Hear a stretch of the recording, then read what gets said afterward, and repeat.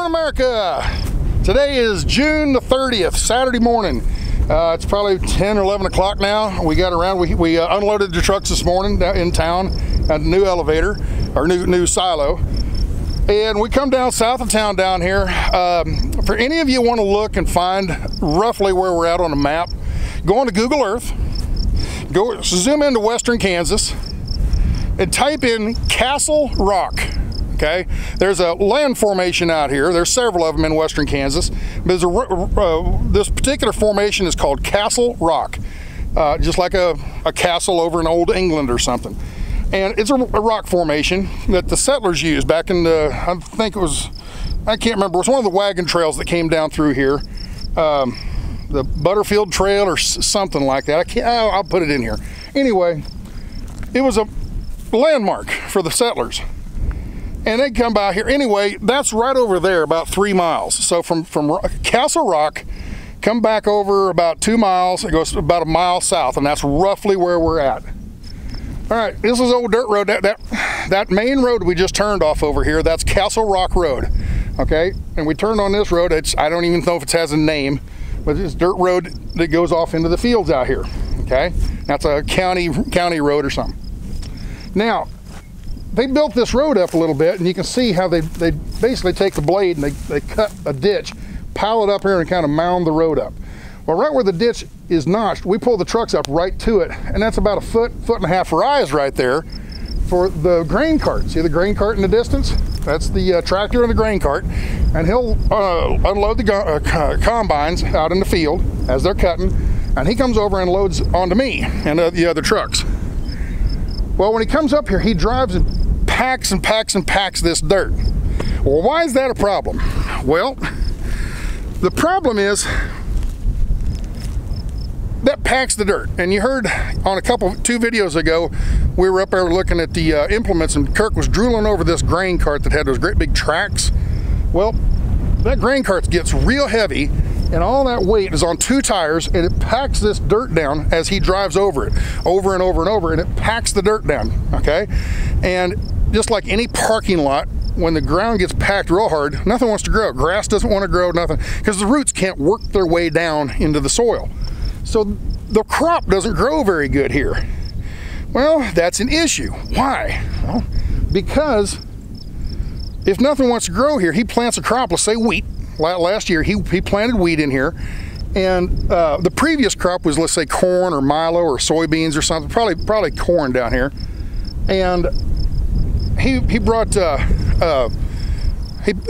harvested the corn and they packed this area, right? Well, then they put the wheat in. Well, the wheat doesn't want to grow right here in this about 10, 15 foot stretch right here for 200 or 300 yards. It doesn't want to grow. Well, if the wheat doesn't grow, what grows if there is no crop? Weeds. So a patch of weeds grows right along here, okay? Well, as you can see, you get a patch of weeds on the edge of the road and the wind's blowing, where do the seeds go? Out into your field.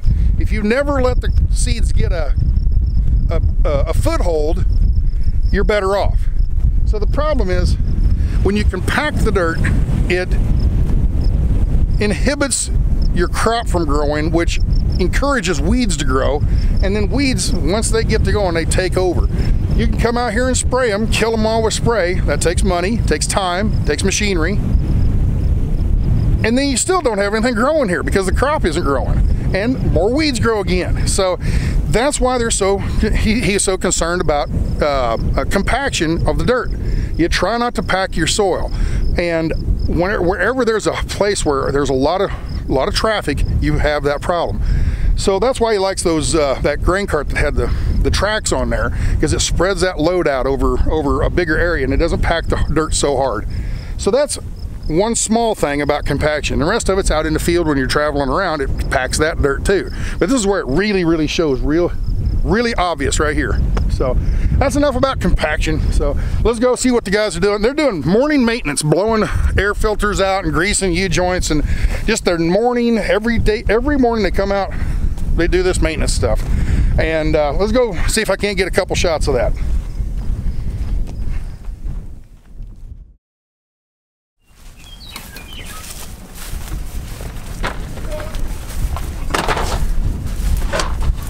Morning, folks. This is John. John, you want to be on camera? That's Too late. Too late. You're already on it. What kind of maintenance do you do this tractor every morning? You blow the air filters out every morning like they do? No. No, because you're not in as much dust as they are, right? Right, I try to stay out of their dust. Okay. So what's once a week maybe? Yeah, about once a week. Okay. So a couple times during harvest, and then after that, okay. Yep. Whatever. U-joints, where do you grease U-joints and stuff like that? Usually, Mainly we'll do the auger. your PTO shaft? PTO shaft here. Okay, the auger. Drive line on the bottom. Okay. Of course, you can't see that. Well, it's down inside there. Yeah. It's underneath that shield. And there's U-joints back in down in here. I don't know what that is. Oh, that's a shock for when they kick it in. That keeps the drive line, gives it a cushion. Yeah, it gives it a cushion. So that's okay. You got any? Okay, how does this work? Real quick, because I know they're ready to get to going. You got it hooks on with a pin. Yep. Got a drive shaft for the auger. Yep. Where's the hydraulics and stuff like that? That plugs in, and what do you need those for? The hydraulics, the PTO, which runs the auger. Okay. Okay, and it also runs this auger, which hydraulic ram. comes out. Right. Yep. And then there's a gate which you can't see, which opens it up and lets the grain through. Okay. Actually, you can see the gate. See the gate? Right. Okay. That pin. I'll explain that later when you're done. Okay. Is this you right here? No, that's Is that not you? me. That's not you? No, I don't get up there. Why not? No. Are you smarter than the average bear? That's right. All right. Now, anything back here? Not much of anything. Just the tarp. That's about That's it. the tarp. That's it. We leave that open all the time, unless it's going to rain. Like if there's grain in the cart overnight and it's worried about rain or even dew, I close the tarp. And other than that, it's open all the time. And then we open the boom if it's going to rain too. Right, so the water didn't go in there. Yep. So that's about it. Yours is a simple machine, isn't it? Yeah, well, it's simple. All right, let's go see what the other guys are doing. Morning, Bob. How's it going?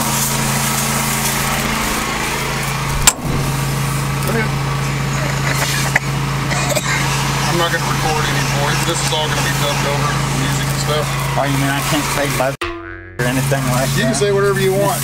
And you know, I'm trying to keep your face out of it, so there you go. protection won't be a problem for you. Witness protection. That's one you don't grease this time. You grease it next time. Yeah, there you go.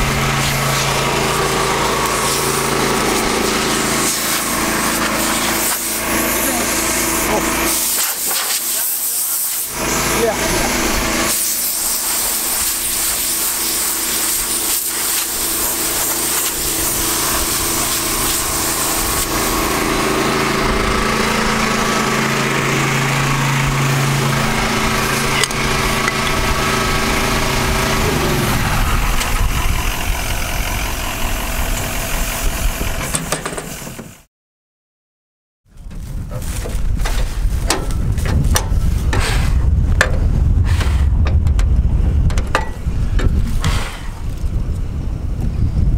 Yes. How are you doing, young man?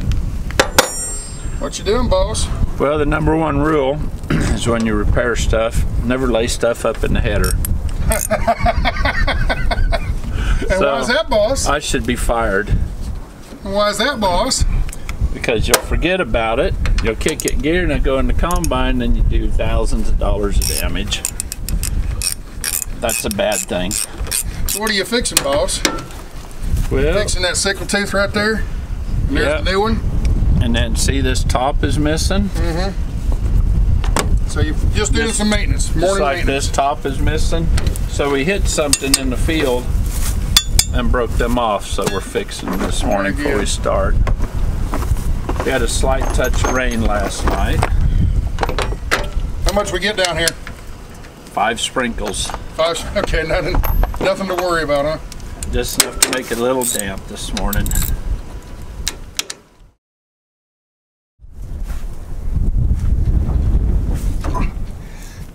And right there, the black one's right there, the new paint. That paint won't last long. By the end of that day, that paint will pretty much be worn off.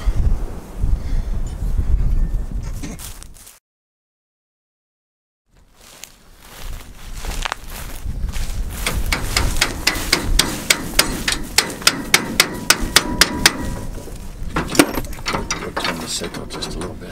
Oh, don't think turning the sickle's gonna help any. Yeah, it is. Turn it where it goes. Turn it where it goes this way. The other side, the other end. Which stand now? We're doing maintenance, morning maintenance video. Yeah, we're on the other combine now. This is what they call Bob's Combine. Kirk owns it, but Bob's the one that drives it, so we call it Bob's Combine. This is the older one. Whoop, whoop, whoop.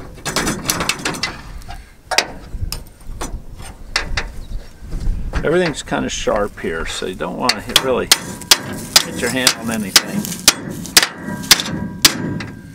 These blades, or these teeth, are kind of like shark teeth. You can see they got real sharp, jagged edges. Hammer. That's what slices. Hammer. It's called a sickle or side. Yeah. Sickle or side? Sickle. Sickle, and those are the teeth. These are stationary, and this thing moves back and forth about 3 inches real fast. So anything comes in here, it pinches it basically and cuts it off. Saws it off, yeah. Including fingers, hands. You know that by experience? He's getting a hammer. I think we're good right there. Yeah, I've sliced up a few fingers in the past.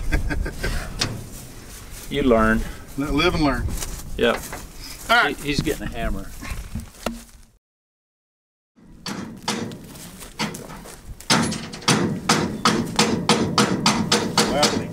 Welding. What's that? My patch fell off. That's last year's patch. What are you patching? This hole in the tank. Oh, yeah. Just worn through over the years? Might be a little grain loss.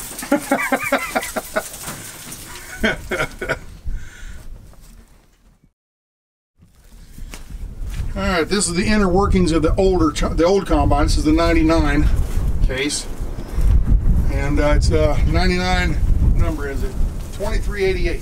So, but anyway, this is the shield. You pick it up, and there's all these gears and chains under here. And every morning they got to come in and do a little maintenance and check things out.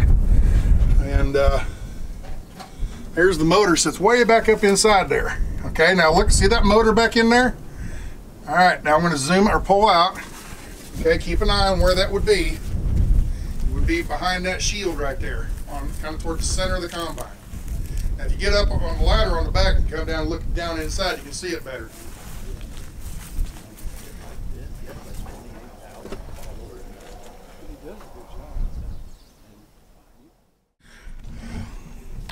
Okay, we're in the older combine. This is the 2388 case.